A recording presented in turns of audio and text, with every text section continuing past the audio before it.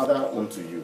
You know, I'm speaking from experience because I've experienced it myself. Amazing, amazing. Because not too long ago we had. I mean, we went to the Philippines and we were able to minister to some people there. And you look at the street kids and the kids in the dump yard, and you just wonder how good we have it here in Australia. And I mean, just going to churches and there's no windows, there's no doors, and everything just like broken. But the amazing people lifting up their hands and worshiping God and all.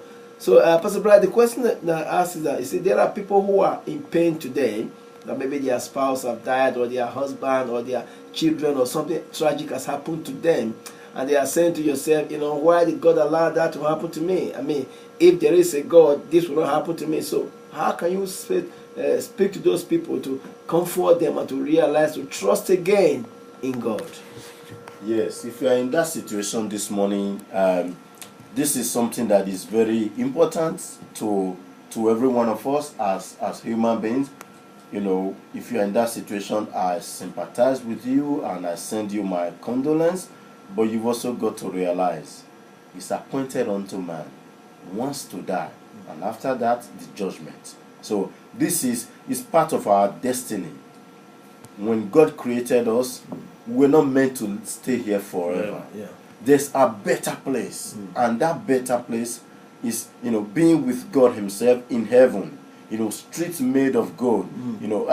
Amazing things that we cannot actually describe in our own words. So I want you to take comfort in that, knowing that after now there's life.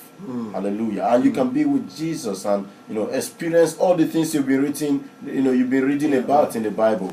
You experience it for yourself. The question that I always ask and what I always say is, what will happen to you after you die? Yes. Because the greatest tragedy